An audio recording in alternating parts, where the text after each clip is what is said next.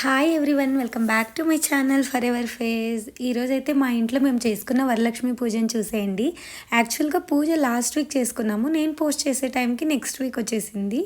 Every year నేను వరలక్ష్మి పూజ చాలా సింపుల్గా అయితే చేసుకోను, కొంచెం గ్రాండ్గానే చేసుకుంటాను. ఈసారి ఇంకొంచెం గ్రాండ్గా, అంటే మా అమ్మ అత్తమ్మ ఎవ్రీ ఇయర్ వస్తారు, ఈసారి కూడా వచ్చారు. సో మా పెద్దమ్మ కూడా వచ్చారు ఈసారి అయితే.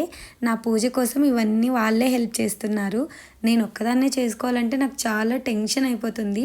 వీళ్ళు వచ్చారంటే నాకు కొంచెం ధైర్యంగా ఉంటుంది, ఈజీగా చేసుకోగలను అని.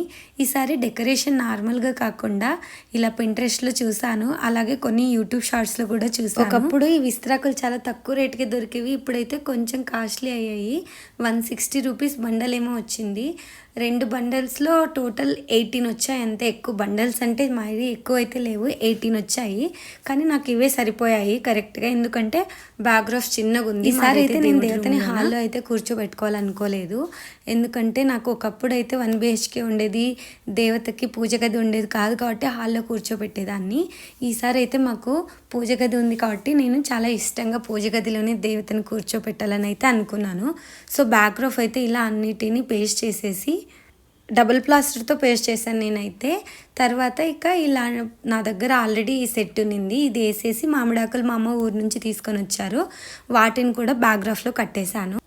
ఇక శారీ కట్టించడం అయితే నాకు జీరో నాలెడ్జ్. ఎవ్రీ ఇయర్ మా మమ్మీ కట్టించేటప్పుడు బాగా చూడాలి, తర్వాత నెక్స్ట్ టైం నేనే కట్టించాలి దేవతకు అని అనుకుంటాను, కానీ నాకైతే అస్సలు కుదరదు, నాకు అంత నీట్గా రాదు. మా మమ్మీ అయితే చాలా బాగా కట్టిస్తారు శారీ దేవతకు. శారీని డబల్ ఫోల్డ్ చేసేసి ఒక బిందెకు స్టిక్ని బాగా గట్టిగా కట్టేసి తర్వాత కుచ్చిళ్ళను కూడా గట్టిగా దారంతో కట్టేయాలి, అవి కదలకుండా, అలాగైతేనే నీట్గా కూర్చుంటుంది. తర్వాత అయితే చీర కొంగుకి ఎంత కావాలో అంత శారీని ముందే మనము కొలత చూసేసుకొని దాన్ని ఫోల్డ్ చేసుకొని నీట్గా సెట్ చేసుకోవాలి. నాకైతే శారీ కట్టించడానికి రాదు, పైగా పట్టుకోవడానికి కూడా నీట్గా రాదని మా మమ్మీతో తిట్లు తింటూనే ఉంటాను. ప్రాసెస్ మొత్తం శారీ కట్టించడం అయిపోయే టైంకి వెళ్ళా ఎన్నిసార్లు తిట్లు తింటానో నాకే తెలీదు. మనం శారీ ఫోల్డ్ చేసుకున్నప్పుడే బట్టలు పెట్టే క్లిప్స్ వాటన్నిటికీ ఇలా నీట్గా స్టిక్ చేసి పెట్టిండాలి, ఎందుకంటే అలా చేస్తే కుచ్చుళ్ళు కదలకుండా ఉంటాయి. నేను ఎంత పెద్ద వాగుడుకాయనంటే ఇక్కడ కట్టించడమే మర్చిపోయి మా అత్త మాట్లాడిస్తుంటే అటువైపు తిరిగి మాట్లాడుతూనే ఉన్నాను. ఇక ఇది ఎలా కట్టించాలో కూడా చూడడం మర్చిపోయాను. తర్వాత అయితే మరి ఇక్కడ ఇటువైపే కాన్సన్ట్రేట్ చేయాలని అయితే చూస్తూ ఉన్నాను. ఇక మా అత్తయ్య గారు కూడా హెల్ప్ చేశారు శారీ కట్టించడానికి దేవతకు. మా మమ్మీ ఇక్కడికి వచ్చేసరికి మొత్తం నేను లేచేసరికి మార్నింగ్ వంట మొత్తం చేసేసింది. ఇక నేను బ్యాక్గ్రౌండ్ మొత్తం సెట్ చేసే టైంకి వెళ్ళా, ఇక శారీ కూడా రెడీ చేసి పెట్టేశారు. నేను గుర్తు చేసుకుంటుంటే లాస్ట్ ఇయర్ ఒకప్పుడు మా మమ్మీ రానప్పుడు మొత్తం దేవతకు మేమే రెడీ చేసుకొని వంట మేమే చేసుకొని మొత్తం అన్నీ ఎలా హ్యాండిల్ చేశానో నాకే తెలీదు.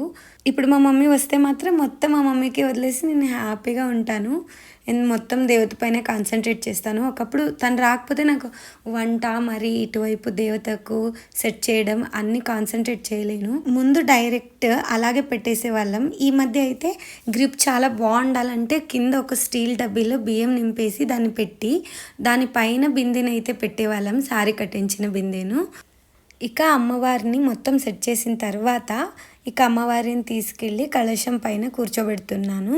ఇది పెట్టేటప్పుడు దేవతను చాలా జాగ్రత్తగా చూసుకోవాలి, ఎందుకంటే అమ్మవారు అటువైపు తిరిగారా ఇటువైపు తిరిగారా కొంచెంలో మనకు డిఫరెన్స్ అనిపిస్తుంది.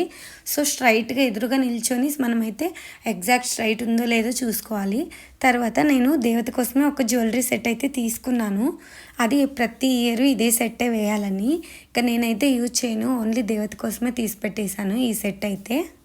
అమ్మవారికి జ్యువెలరీ వేయడానికి కూడా నాకు ఖచ్చితంగా మా అమ్మ హెల్ప్ కావాల్సిందే. తర్వాత ఇక కుంకుమ పసుపు మొత్తం అయితే ముందే బొట్లు అన్నీ పెట్టేస్తున్నాను, ఎందుకంటే ఇక పూలహారం అన్నీ వేసిన తర్వాత అయితే దేవతకి కుంకుమ పసుపు పెట్టలేం కాబట్టి ముందే పెట్టేసుకోవాలి. తర్వాత మా మమ్మీ అయితే ఇలా మా మమ్మీనే కుట్టారు పూలదండ అయితే. సో మొత్తం సైజ్ సరిపోతుందా లేదా ఒకసారి చెక్ చేసుకొని వెళ్ళారు.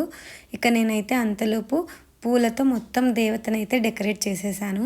చాలా సింపుల్ అనిపిస్తుంది, చాలా ఈజీగానే ఉంటుంది ప్రాసెస్ అయితే, కానీ చేయడానికి చాలా చాలా టైం అయితే తీసుకుంది నాకైతే.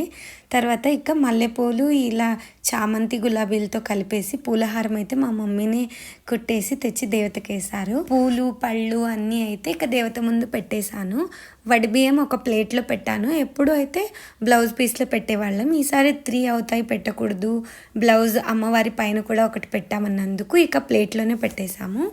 ఇక నెక్స్ట్ ఇది పసుపుతో కూడా మనం గౌరీని చేయాలంట, అమ్మవారి పక్కన కూర్చోబెట్టడానికి పసుపుతో కూడా చేసి పక్కన పెట్టేశాము.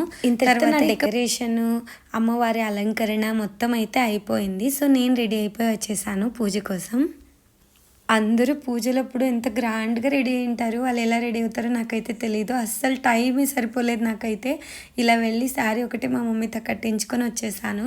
ఇక జ్యువెలరీ అన్నీ వేసుకోవడానికైతే నాకు టైం కూడా లేదు, చాలా లేట్ అయిపోతుంది అప్పటికే అని వచ్చి అమ్మవారి దగ్గర ఇక రెడీ అయిపోయి వచ్చేసాక దీపం పెట్టేశాను. దీపం, కలుషం, ఇంకా అన్ని దీపాలు అంటించి అగరబత్తులు అంటించి ఇక పూజ అయితే హాల్లో ఓపెన్ ప్లేస్లో పెడితే బాగుంటుందా అనిపించింది, కానీ వద్దని నాకు పూజ గదిలోనే పెట్టాలనిపించిందని ఇక్కడే అయితే పెట్టాము.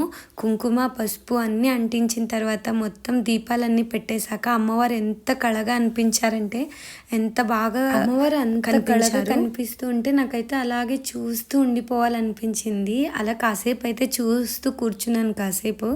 ఇక తర్వాత మా అమ్మ వాళ్ళది వంట మొత్తం అయిపోయింది కాబట్టి చేయడం, చాలా పిండి వంటలు అన్నీ వాళ్ళే చేసేసారు.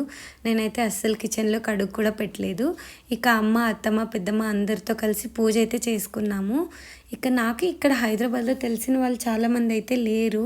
సో ఉన్న వాళ్ళతోనే ఇంకా మేము కలిసి పూజ అయితే చాలా బాగా చేసుకున్నాము. ఇక మొత్తం కథ చదవడం అయితే స్టార్ట్ చేశాను, వాళ్ళు వింటూ ఉన్నారు. మా ఆయనకైతే ఈరోజు హాలిడే ఇవ్వలేదు. సో తను వర్క్ ఫ్రమ్ హోమ్ తీసుకున్నారు. కాసేపు వస్తూ వెళ్తూ తను వర్క్ చూసుకుంటూ పూజకైతే అటెండ్ చేస్తున్నారు. కంప్లీట్గా నా పక్కనే అయితే తను ఉండడానికి కుదరలేదు, కానీ కథ చదివే టైంకి అయితే తను వచ్చి కూర్చున్నారు, కథ మొత్తం విన్నారంట. యాక్చువల్గా మాది చాలా పెద్ద ఫ్యామిలీ, అయినా మేము హైదరాబాద్లో ఉండటం వల్ల ఇంత దూరం ఎవ్వరు రాలేకపోయారు. అమ్మ, అత్తమ్మ, పెద్దమ్మ వాళ్ళు ఒక్కటే వచ్చారు. ఇక సర్లే అని ఇంకా మేమే అయితే చాలా హ్యాపీగానే చేసుకున్నాం పూజ. కానీ అందరూ ఉంటే ఇంకా బాగుండని అనిపించింది. ఏ ఫెస్టివల్స్ అయినా ఏవైనా అందరితో కలిసి చేసుకుంటే నాకు ఇంకా హ్యాపీగా ఉంటుంది. పూజ మొత్తం అయిపోయాక హారతి అయితే ఇస్తున్నాను.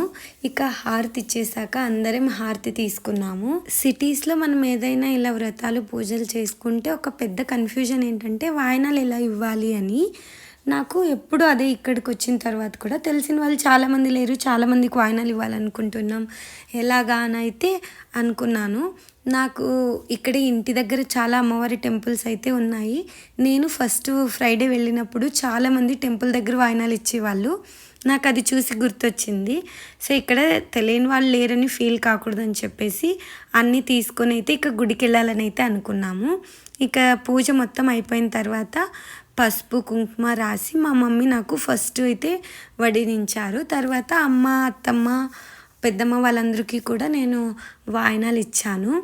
ఇంకా కలశం అన్నీ పసుపు అన్నీ రాసి కలశం వెలిగి నెక్స్ట్ అయితే ఇక ఈవినింగ్ నేను వీడియో టెంపుల్కి అయితే వెళ్ళాము రెడీ అయిపోయి. అక్కడ చాలామంది వస్తుంటారు అమ్మవారి టెంపుల్కు, ముత్తైదువులందరూ. వాళ్ళందరికీ ఇప్పుడు నేను ఫస్ట్ ఎలా ఇవ్వాలి అని నాకు మమ్మీ వాళ్ళు చెప్తూ ఉంటే వాళ్ళందరికీ వాయినాలు అయితే ఇచ్చాను. నాకు చాలా హ్యాపీగా అనిపించింది. వాళ్ళు ఎంత హ్యాపీగా రిసీవ్ చేసుకున్నారు.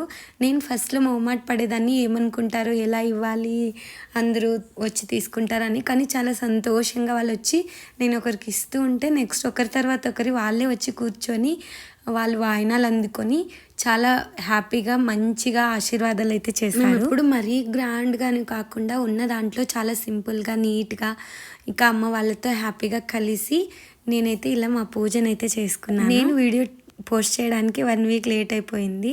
పూజ లాస్ట్ వీక్ చేస్తే ఈ వీక్ పోస్ట్ చేస్తున్నాను. సో మీ అందరూ కూడా చాలా బాగా చేసుకుంటారని అయితే అనుకుంటున్నాను. అందరికీ బిలేటెడ్గా హ్యాపీ వరలక్ష్మి పూజ. మాతో పాటు అందరికీ కూడా అందరిపైన అమ్మవారి ఆశీర్వాదం ఉండాలని కోరుకుంటున్నాను. ఇక అమ్మవారిని అయితే ఇంకొకసారి చూసేయండి. ఇంకా ఎంత హ్యాపీగా ప్రశాంతంగా అనిపిస్తూ ఉంటుంది చూస్తూ ఉంటే.